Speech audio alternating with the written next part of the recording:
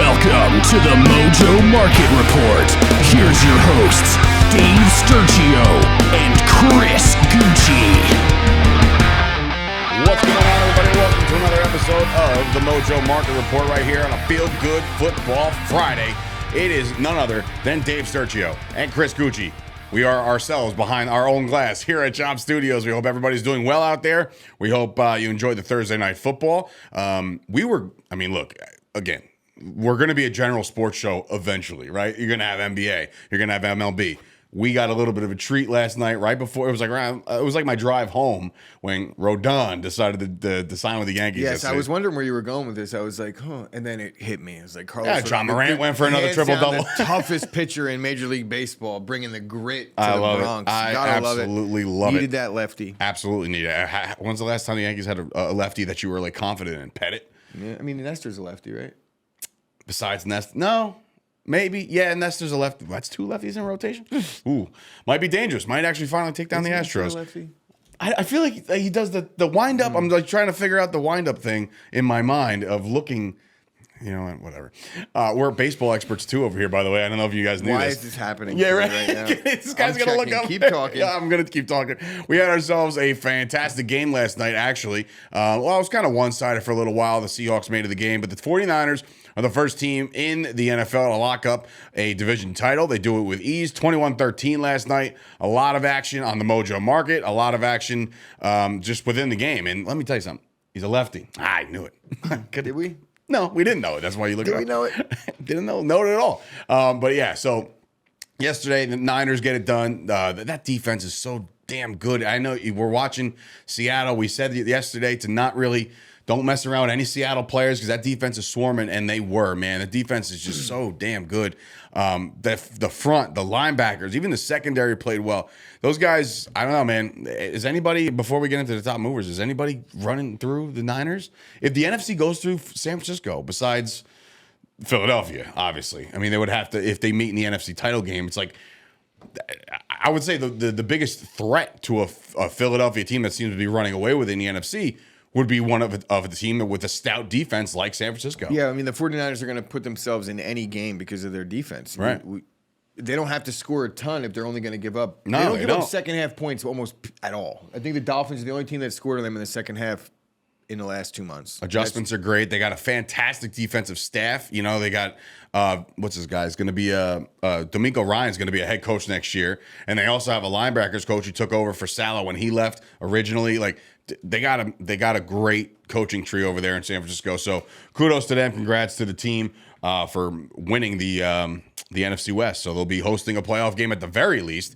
And yeah, that's that. So, all right, we'll start off with some top movers from Thursday night. Obviously, there was a lot of movement on the market, and we start with somebody that the situation is just not too big. Brock Purdy has come in there. We talked about Brock Purdy at length this week about being the guy that could he lead this team without Jimmy G. And I feel like, again, the offense was not dumbed down for him. There's a lot to get into, including this not alarming, but like something that defenses could kind of scheme for going forward. But Brock Purdy, in this regard, was 17 for 26, threw 2 touchdowns, threw for 217 yards.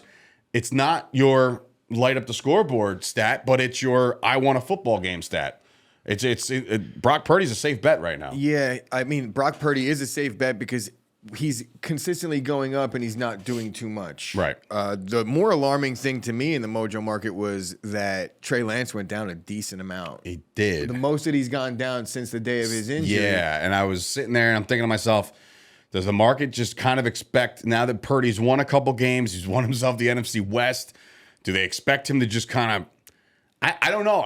Is this a Wally Pipp moment? I don't know. They built their entire offense around Trey Lance this year. I still don't think so. They were willing to let Jimmy G go off of a deep playoff run for Trey Lance. Correct. Do you think that Brock Purdy, unless they win a Super Bowl, and even still, I can't imagine that Brock Purdy's a starter going forward next year. Not a chance. Trey Lance was a 3rd overall pick. He had an injury. We haven't even gotten to see him. We're talking 3rd overall pick to the last pick in the draft, and all of a sudden there's a debate to be had. That's incredible. There's only a debate if you allow there to be one. I'm not debating this. I don't even think this is an actual debate. It's a cool story, and I think Brock Purdy is doing a great job in usurping Jimmy G as the backup next year, but he's not going to be the starter over Trey Lance. Yeah, well, we'll have to see about that. Maybe there's going to be like a fake quarterback competition in camp. But moving on over to George Kittle, who had himself a night. And like yesterday, what did I say yesterday? I don't care who does anything. I just can't have George Kittle do anything. It's my first round of my playoffs.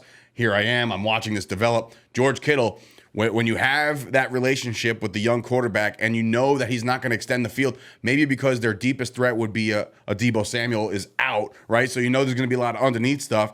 He was hitting George Kittle all night long. George Kittle goes for 4 catches, 93 yards, and a touchdown. He had himself a night.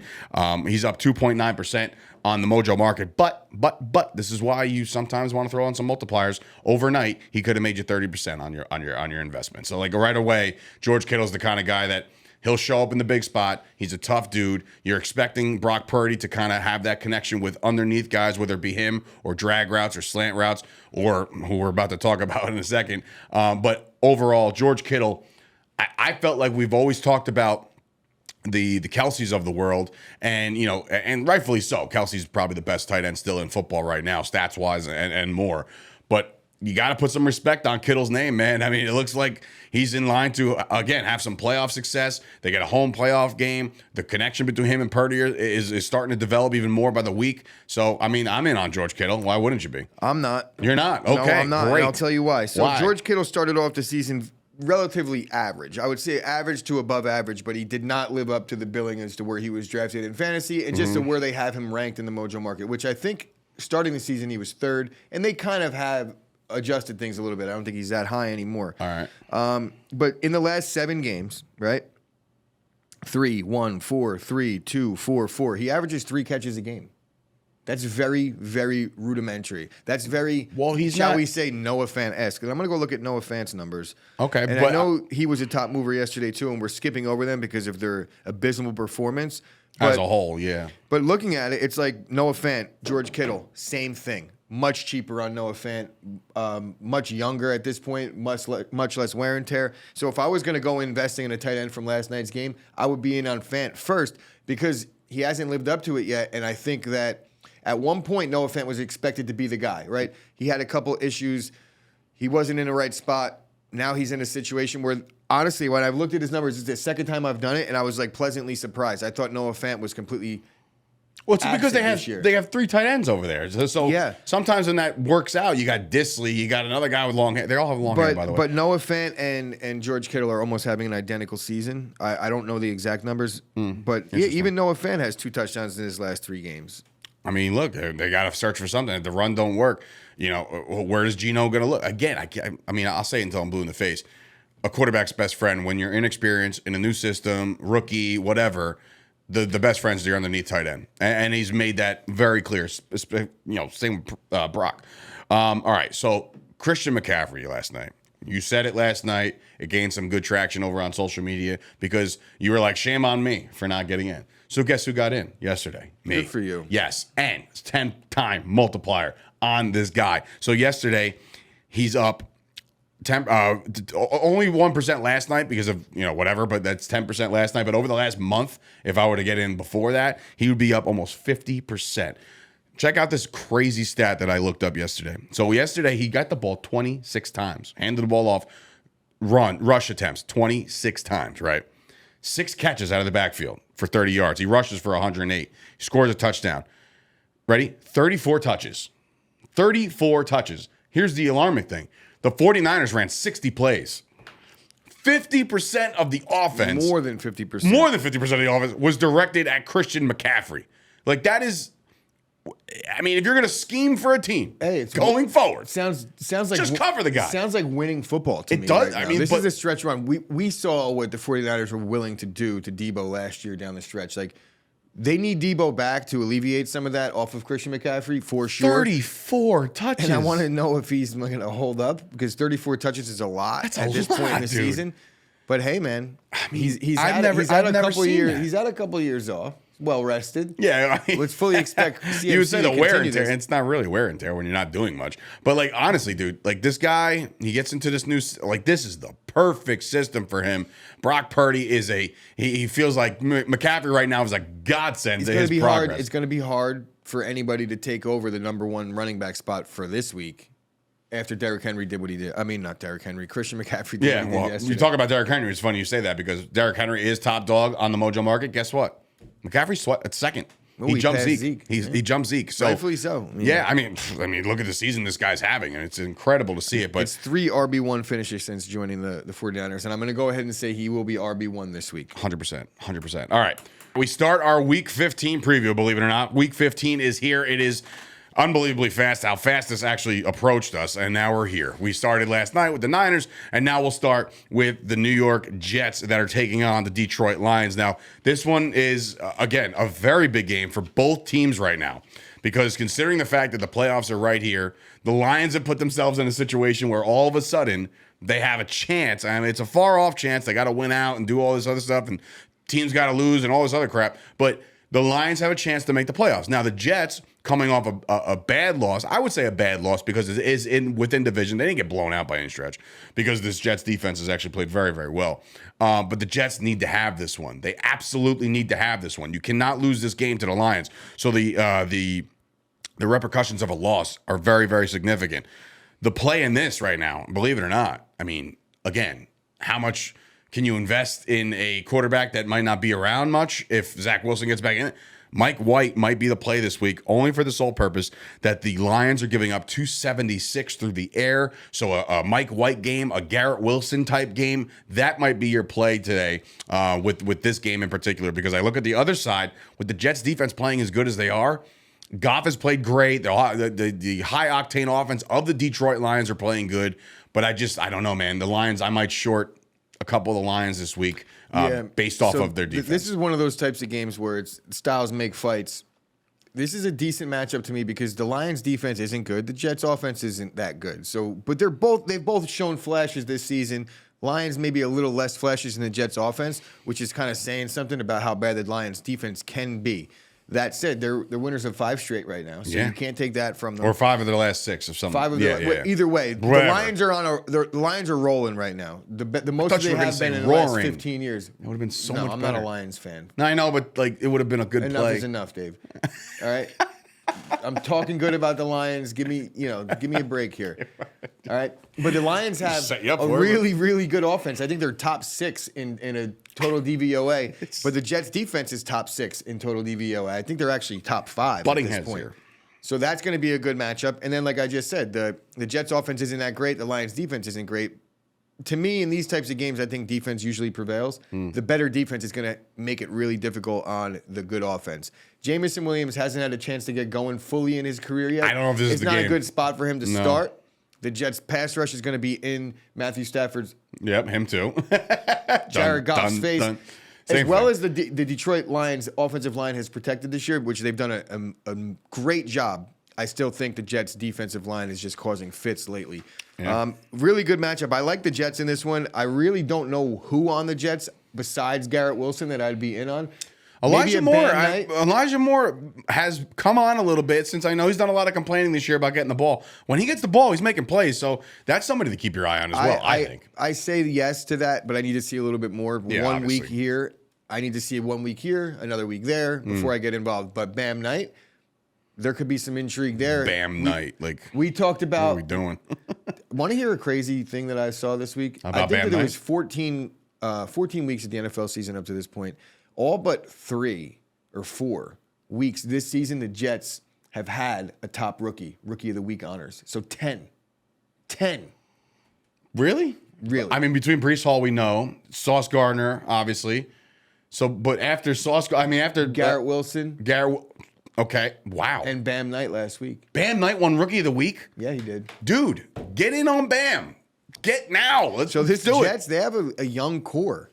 Bam Knight. They just need a young quarterback. Imagine if it's Breece and Bam. I mean, that's marketing 101. You make a T-shirt. Michael Carter's stock might be on the dip ski. The same thing with Fred James Robinson. They bring him in. He ain't going. I mean, he is going somewhere, obviously. All right, moving on to the other big game. This game got flexed to Sunday Night Football. This is the Washington Commanders. Who would have thought? Hosting the New York Football Giants this week. Clearly, there's a lot to be played here. The Giants' defense has been playing not so great as of late. So this, to me, and you got to start giving the guys some credit. Taylor Heineke might have himself a decent game at home. Now, I know these guys have figured each other out to the point where nobody can get a win last time, right? But this game has the playoff implication. That's with Seattle losing. The winner of this game is almost entrenched in that sixth spot. You know what I mean? Based off tiebreakers and all this other crap. You know what I mean? Like, this is a big game for both teams. I think Brian Robinson has himself a day. He's going to get the ball a lot. The Giants' run defense has been giving up 149 yards a game, dude. They're terrible. They're not a good run defense. So Brian Robinson, to me, might be the play of the week. In prime time, like, oh my God, sign me up for that all day. Sign me up for that. The Giants' defense is struggling right now, and I just feel like the Giants have had 7 wins for about 3 months, it feels like. You know, they got off to that rip-off start, and all of a sudden, the wheels fell off. And I've talked about this, and I've heard it through the grapevine of New York radio. Like, is it a failed season if the Giants don't make the playoffs? I mean, they were expected to win like 4 or 5 games this year, and then they win 7 off the rip, but then all of a sudden, a collapse. I wouldn't say it's a failed season because they got some good things out of their coaching staff, and it showed that at least the front office kind of knows what they're doing, at least to this point. They fix things to a degree. Yeah. They changed the culture, if you will, at least in the first half of the season. I think so. But look, I have a question. Sure. What would you say the Giants' strength is offensively? Running the football. It's not. It's not. It simply is not. I mean, this was the theme early. Saquon was on a pace. He was leading the league in rushing. Saquon's fading fast. And let me say not the right time, right Saquon, if you want to get that bag, bro. The Commanders' run defense is as good as it gets. They're 5th in adjusted line yards defensively in the NFL. And you would say, okay, well, the Giants' run game against the Commanders' run defense, that's going to be the matchup to watch. I think not. I think that the Giants' 26th ranked adjusted line yards offensively comes into this game as like the biggest misconception. I've been looking at things all year long. We've been saying that for the entire year. But the one thing that they have had was that. They have had good running totals and good metrics when it came to the running game. A lot of Daniel Jones helped that, but Daniel Jones hasn't been running the football much lately. And like I said, Saquon's fading. He's dealing with a neck injury that popped up midweek last week. Not the best time for the entire offense to be fading because Saquon has been the entire offense. Mm-hmm. And when we're talking about 26 in adjusted line yards, that's not really on Saquon. It's more or less on the scheme. So I don't think it's Saquon's fault entirely, but I do think the injury and the amount that they've used him coming off of basically 2 seasons where he didn't get the ball at all, it's starting to show a little bit. All right, question for you. Gun to your head right now, and you can't use a franchise tag. Who's more than likely to get a new contract with the Giants? Daniel Jones or Saquon Barkley? Daniel Jones is more likely to get a new contract. I think Saquon is more likely to get a franchise tag. I just said you can't use the franchise tag. Well, I answered the question. I think Daniel Jones is more likely to get it. Yeah. And Saquon will get franchised. Still gets brought in on the franchise You would think, but again, is this coaching staff going to go into the offseason and say, like, yeah, these guys are few. I don't know, man. You said adjusted line yards and all those stats, and for those analytical people, the Giants have played piss poor the entire season. The fact that they ripped off that many wins in the beginning is very alarming to me. I mean, I would say largely due to the fact that Daniel Jones had ice water in his veins in the fourth quarter. Couple times. All right. I haven't talked about the Cowboys here on this show, and as far as the Cowboys game is concerned, mainly because of their matchups. They played the Texans, they played the Colts, right? So you haven't really had any. You get excited about. We try to get both teams. The matchups have to be good. This one's actually really good. The Cowboys, historically this year, have played well off a loss. Every time the Cowboys have lost a game, the Cowboys have responded, right?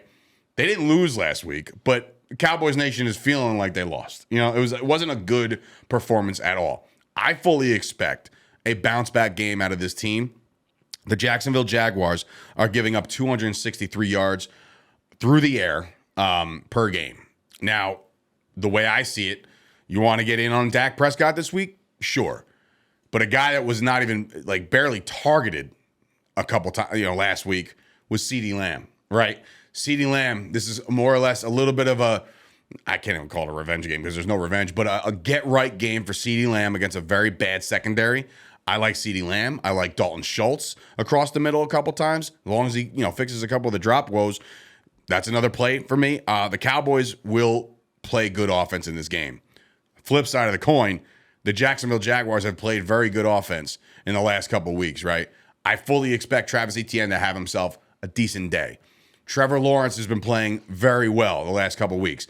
The Cowboys secondary is crushed with some injuries. They're going with Kelvin Joseph on the outside. Like, it's not a good situation. This game, believe it or not, might be a little bit more high scoring than you think. As much as the Cowboys defense has been dominant the entire season and got up to a 10-3 start, I just don't know how easy this is going to be. But usually, like I said, statistically, what we've seen from the Cowboys team this year is off a loss, or in this case, a bad performance. They've responded quite well. So that's why I'll go with the Cowboys offense to do some work on the Mojo market. All right. So as I'm looking at Trevor Lawrence right here, he hasn't thrown a pick. He's 10 touchdowns. Since Denver. Yeah, 10 touchdowns since then. Right, so he hasn't thrown a pick since Denver. He has 2 games in the last 3 with 300 total yards passing and 3 touchdowns. So Trevor Lawrence is playing the best football of his career. And you mentioned that there's secondary woes in Dallas. They're banged right? up, yeah. You know, there's secondary woes in San Francisco. And what happens when you have secondary woes and a really elite pass rush, sometimes the elite pass rush steps up. I don't want to get too far ahead of myself right now and think that the Jaguars are rolling, because they're not. But if they win this game... They did get sparked 2 weeks ago against the Lions, 40-14. I know Lawrence went down, but whatever. Look, they've played 2 really good football games out of the last 3. This is the best football Trevor Lawrence is playing. So in terms of rolling, this is how we roll in Jacksonville. All right? We win 2 of 3. Right? And get sparked in another I did one. read that. Like, they're the most average, inconsistent team in the league. Cut me a break, Dave. I'm trying to make this an interesting game here. It's going to be interesting. What the Jaguars do well, defensively it kind of counters what the Cowboys have done well offensively. Cowboys are clearly a run first team this year. Sure We can are. establish that. Dak has made his plays where he's needed to last week in the fourth quarter. But really, it's lives and dies by the run game. The Jacksonville Jaguars have a top 10 run defense in football. But their pass defense is so bad that their total DVOA, it comes in all the way at 29. So there should be plenty of opportunity in the passing game. I almost like Dalton Schultz in this one, truly. CD is the obvious guy. But really, I don't know that they're going to get too involved with running the football if they're able to throw. T.Y. Hilton's going to play this week. Practice squad? No, he's playing. It's going to be great. He's going to score a touchdown. Well, I hope so. Hey, T.Y. Hilton, he might have been pretty much out of the Mojo market because he wasn't on a team for 6 months. This but is he true. didn't file his official papers yet. Good job, T.Y. Yeah, I mean, by far the best pass rush in football. I don't even think that's a debate. The 49ers, I guess you could make the statement that, or the case, but really it's the 49ers' complete defense that brings them up the way they are. They don't give up run or pass. CD, I agree with. I'm going to fade. I'm not going to short them, but I'm going to stay away in the daily play for the Tony Pollard and the Zeke in this one, because I just think if there is a strength, it's Jacksonville's run defense. Okay. And Dallas could expose them through the air, and they should let Dak do his thing a little bit. I thought you were going to say let Dak cook. And I'm like, no, don't do that. No, I don't do those. The Philadelphia Eagles haven't lost a game since, I don't know, it feels like last year. They tripped up once. Can they trip up again this week? Justin Fields is a full participant in practice after being out with an illness. Look, I'm saying this all because I'm just trying to put this into the universe, that there's going to be one trip up by the Philadelphia Eagles. Maybe this is it, because Justin Fields runs his ass off the entire season and puts the team on his back, dude. You know what I mean? Wait, What? where are they going? They're going nowhere. Running where? Around the field of play. Stop it. But look, the Bears are a bad football team. We all realize that there's some kind of future here. They got a lot of draft capital. They got a lot of money in the bank, right? They don't have that much draft. I mean, they're the second pick in the draft. Yeah, but they just traded all their picks for Justin Fields. They did get a pick back, and they do have a high pick this year, but I don't think it's theirs. They traded one away for Chase Claypool, which was like, oh God, why did you do that? Yeah, they traded Roquan Smith. There might have been something else though that they've done in a previous year. When I say draft capital, they have a very high pick. Yeah. You know what I mean? So they're going to either add to their offensive line to protect this guy or give him a weapon on the outside. Regardless, this game in particular, I am interested to see what Fields can do against what the Philadelphia Eagles bugaboo at all is their run defense. I know they got their guys back, but that is they're a little bit of a kryptonite. Speaking of kryptonite, the Bears' run defense is really bad. And now you have a guy like Jalen Hurts coming in, Miles Sanders coming in. They're feeling themselves. The only thing you can hope for as a Cowboys fan is that they're looking for Christmas Eve already. And this is a trap game. You're not even taking these guys seriously. And we'll figure it out and we'll kind of coast. And maybe the Bears pick them all. I don't know, but I don't see it. I think There was a thing that I saw the other day. It was the Eagles on the sideline, and everybody was having a party. It was the second quarter. They were up 21-0, and the receivers, the linemen, having a party. And they panned in over to Jalen Hurts' face, and guess what Jalen Hurts was doing? What? Just focused, laser focused. I don't think this team loses focus. I think Jalen Hurts is that dude, right? They are going to obliterate the Bears. We thought that there was going to be a hiccup last week with Philly. I need this clip. And they made a statement in that game. You know what's funny? The Giants fans were I heard some audio from the Giants game, and the Giants fans were like, "You guys stink. You only beat the Colts by 1." And Brandon Graham looks up and he goes, "We were about to beat the tar off you guys." Look, they made a statement in that game, and I can't see the worst ranked defense in football on all fronts almost coming in and stopping what I think is the most high-powered offense in football. I mean, I don't think there's a debate there. Take your pick on the Eagles players, and any one on any given day could pop. I would say outside of a Kenneth Gainwell, and they even may get Dallas Goedert back this week. If not this, definitely next. For the longest time, I thought he was out for the year. Well, that's because you see the IR thing. And Not right really. away, I know that there's a short-term IR now. but the point in the season that he got IR'd, it's I'm like, oh, look at that. They lost. This is going to be a horrible offense without him. It's not. They scored more points In without fact, him. would you make the case that the offense gets a little bit worse when he gets back? I just said that. They Right? scored more points without the guy in the lineup. So, I mean, that's not true. They're going to be better with him back. But, Clearly. yeah, they're going to obliterate them. Worst DVOA in football in terms of defense against the best DVOA in football offense. Yeah, Philly's going to roll. Chris, I got a question. Man. At home. I got a question. No, this is in Chicago. That's in Chicago. Oh, yeah. I know the way I write it on my rundown, blah, blah, blah. Dave doesn't know how to Dave doesn't know how. do home and aways. I mean, I just write things, okay? I just shut. We know who they're versing.